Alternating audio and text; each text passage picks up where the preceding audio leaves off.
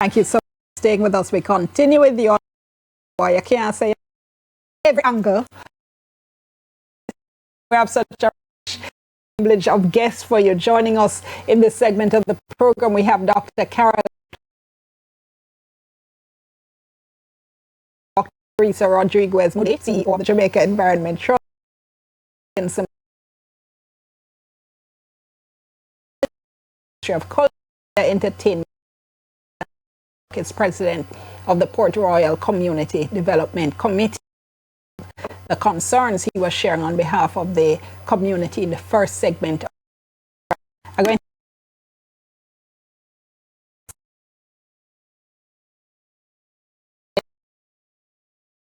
to an EIA, a full EIA. They still maintain that that was the limited scope of the development. Let me start with there. Do you accept what they're saying? No. Expecting 5,000 to 10,000 people to be in a space that is protected, that is also a heritage feature. And the scope of the study really just vibration, light.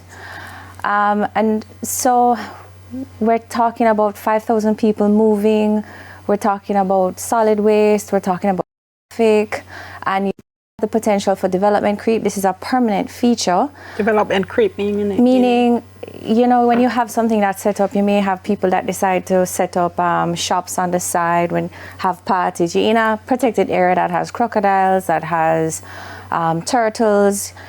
You have all of this. It's an ecologically sensitive area, so therefore one would assume that you want to go the full gamut and ensure that you are being very cautious in how you decide to give approval for any kind of development. So, did you feel that the community's concerns are now being heard? Yes, I feel they're being heard. A little late, because as I said, the cart is leading the horse, sort of thing happening, and we need to move away from this sort of process and grow both as a grow as a country, just move away from how we do things like this. All right. And let me come to you then, Mrs. Wilkins McDaniel, in terms of moving forward, what happens now? Well, I mean, I just want to state that the Ministry of Culture has been working on entertainment zones since 2016, 2017. Fort Rocky as an entertainment zone was declared by NEPA. We had gotten a conditional approval in 2017 for it to be declared an entertainment zone, as long as we did a few things. And I must state that this came out of Diana Macaulay at JET at the time, indicating that, entertainment, it needed to have studies done on the impact on the nesting turtles. And so the ministry at that point embarked on a very long series of studies. And the culmination of this Conrad Douglas study in 2023-24, where we're looking at the impact of sound and light on the endemic species, the flora and the fauna. We surveyed 7 different sites and residential sites, even as far across as Portmore, in relation to how sound travels in the particular area. So I just want to state that the ministry did exactly what we were asked to do by NEPA, with that, with their no objection that they provided to us in 2017. And how should we proceed? Certainly, there was a breakdown in communication between all the various parties, and I think that issue of communication is one that we certainly need to fix. Mr. Chuck would know that the Ministry of Culture with the Jamaica National Heritage Trust that we have been, we are the one who have been leading the process in relation to the designation of the underwater cultural heritage and dealing with the fixing of the seawall, all of those things in Port Royal. It is the Ministry of Culture and the Jamaica National Heritage Trust that has been doing that. And where it is that we fell down in relation to the communication on this particular issue, it is something that we have taken it and we have used it as a lesson to go forward in terms of how we're dealing with all of the issues around cultural heritage and heritage sites across the country. Meaning what exactly? Meaning that this is actually a cautionary tale in terms of what not to do and how not to communicate. And so I think that is something that the Ministry and the Jamaica National Heritage Trust has taken very seriously. Dr. Archer? Well, I'm happy that there is that recognition, but at this stage, again, the horse is way before the cart is way before the horse, so to speak, right? And there are some fundamental planning principles that have not been adhered to, and even when the civil society groups, the citizens have been saying to the government, hold on a minute, they still had gone ahead and implement, notwithstanding that recognition. And that's where I have a serious problem because, for example, the whole question of the EIA, yes, and the importance of that, we still need to get clarity because what I understand, this is now going to be a permanent feature. Yes? What will then be the impact? Do we have that very clear? And understanding the impacts, what then in terms of the regulations do we now need to put in place to prevent further damage? I don't think I'm hearing that. What I'm hearing is, or bad. Yes? No, have you read this study, Dr. Archer? No, I haven't read this study. Okay. Yeah, but you have seen the monitoring plan.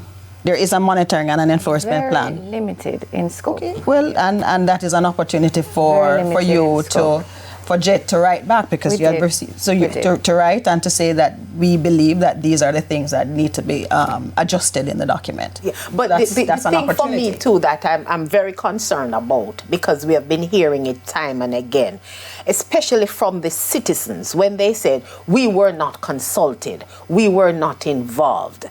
I think at this stage we need to recognize what is consultation and make it very clear. This is how we are now going to do consultation and have the buy-in from the citizen. Because what has happened is you come and you say, this is what we are now going to do.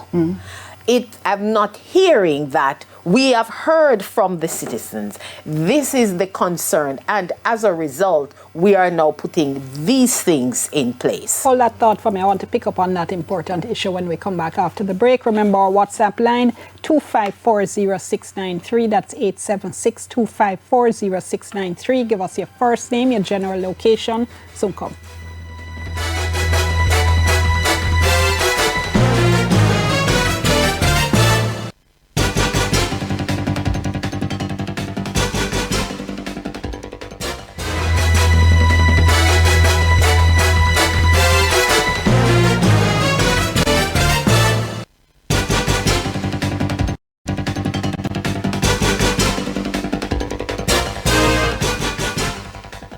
Thank you so much for staying with us. All right, continuing to talk about the Fort Rocky Entertainment Zone plans. This comment from a viewer who says 3 points. 1, the comment about pointing speakers is basically foolishness. The laws of physics state that sound beneath 150 hertz, that is heavy bass, is completely omnidirectional. 2, the plan shown by the Jamaica Heritage Trust last week showed plans for 10,000 people. So saying there were 4,000 at good times, maybe too much is false and contrary to the written plan. And 3, by declaring the site a party place and entertainment zone, the people of Port Royal are now not protected by the Noise Abatement Act, which means whoever rents a location can legally play music at any level till any time who protects the people of Port Royal from the noise nuisance, given that the law has abandoned them. I'm going to come to that in a moment, but I wanted to pick up on the consultation point we're making before the break and ask you, Mr. Chuck. I was struck by the comparison you were making when you said the pier was being built. And you said how Port Authority dealt with it in terms of, you know, multiple meetings, bringing in experts and so on. At this stage, what is it you would want to see from the ministry in terms of consultation and talking to the people? At this stage, I would like for them to stop what they're doing. They have admitted that they have erred. They need to stop what they're doing and come to the people, right? Consultation, feedback, more consultation. There are intangibles in this community that even last week I found out that the noise affects the fishermen because it runs the fish away from that area. So depending on how bad it is, it's going to affect the fishermen fishing. They're going to have to go further out to sea.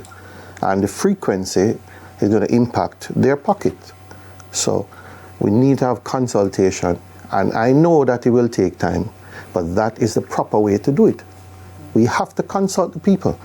And then the success level of whatever is agreed on is going to go through the roof because you're going to have the people supporting you. If you don't do that, then you're going to have this situation repeating itself. Because what is happening now is taking away from the quality of our life. I have lived it. I have experienced it coming in when parties were keeping. I have almost crashed 3 times in one day going home. Right? Because of what? Because of, no, the traffic coming out of the town. 3 lanes of traffic, no police on the road. It's For this particular? no, not this part, but for parties in general. If you're going to have this thing happening, then more parties mean more of these incidents. Our infrastructure is strained. We are underserved by the police, JPS, NWC, and garbage collection. If you don't address these issues, you cannot be adding to what they have to do. I'm bringing Dr. Rodriguez Moody at this point. What do you think needs to happen now from your perspective? Well, you know, we just heard about the acceptance that the communication issue was flawed. But then last week, Thursday, I believe there was a public consultation. And the Jamaica National Heritage Trust? The Jamaica National Heritage Trust. And there were issues in that meeting in the sense, you know, people complained they couldn't hear well. There were these slides that, as you mentioned, you have the presentation which showed that, first of all, they also did not acknowledge that they were in a protected area. I will say that I was not there, so I'm relying on the notes that I had gotten from those that were. And there was no real acceptance until the question was asked about what are you going to do with the area that has been destroyed? Is there going to be rehabilitation? And then what was presented on a screen is a green parking lot, you know, put in a couple pavers and have some grass. Again, I'm not quite sure if this is something that has been discussed, agreed on, because what we just heard from NEPA about rehabilitation and replanting is not exactly what was presented to the community. So again, if we talk about we've made a mistake with the consultation, we're still making it because clearly we're not speaking, or the entities that are involved are not speaking as one. But the reality is that I don't think anything should go forward until that proper consultation is taking place. I really and truly do not think that this site is suitable, and I don't think we have enough studies to say whether or not it is suitable or not, because the study was too limited to speak to those very issues that he spoke about in terms of traffic.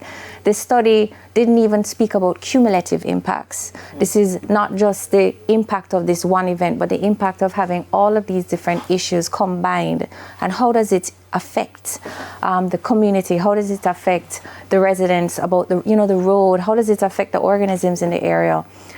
So I really do think that we need to step back, recognizing the laws and recognizing the importance of having why this area was declared a protected area in the very first place.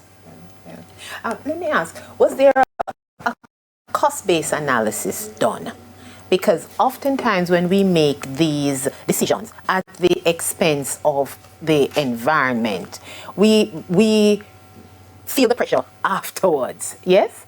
When we look at the cost of having a party or a series of parties in an area compared to the impact of sea level rise or storm surge, the impact that it would have on the infrastructure and housing and the community in general. So these are some of the things that ought to be captured in an EIA or the form basis of the study. So it's not just the study to say, well, whether it's the light or the sound, it's much more comprehensive. Mm-hmm. And so I think one of the reasons why I would support my colleague here is that to pause and do a complete assessment, including the cost-based analysis as to the impact on the, especially on the environment. We really need to pause that to go forward because, you know, the sustainable development, as you know and appreciate the definition, what we are doing now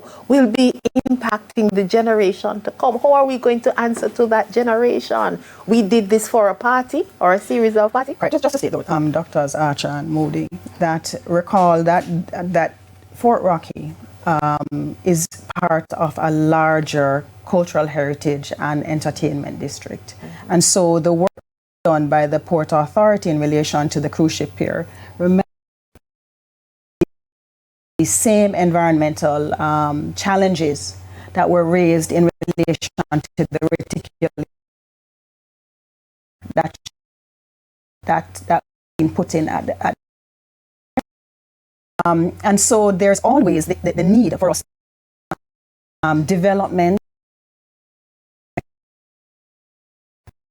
That is the argument that cultural heritage district, that is Port Royal, that is one of his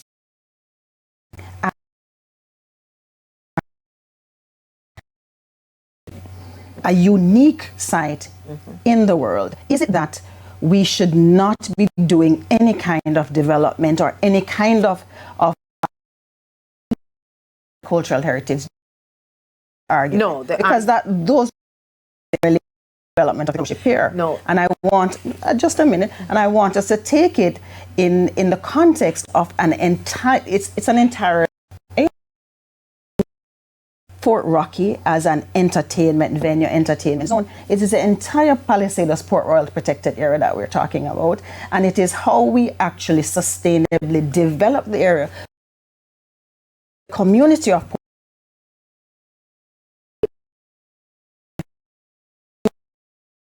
Right, I have 3 minutes left, so everybody can get a minute to answer. We have to do it in a way that is very clear,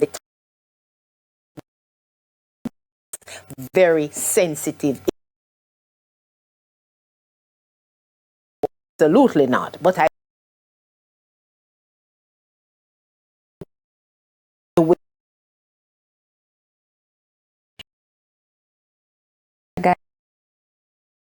followed, especially when you're working within a protected area. There was a zoning. You're not answering. She's asking. You're saying no development, but I'm answering whereby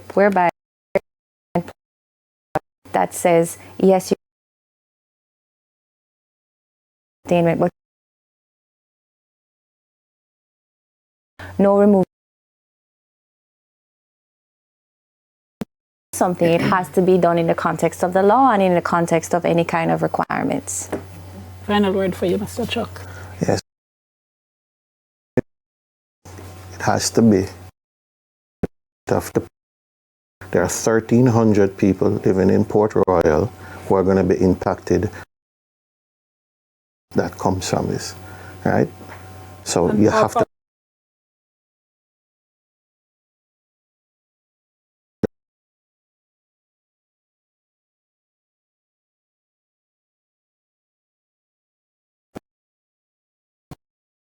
They were out of time. Can I thank you all so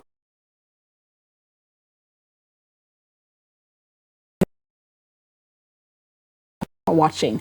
Come back next time for another edition of the program. I'm News and the production teams. Have a great evening, folks. Stay safe. Give thanks.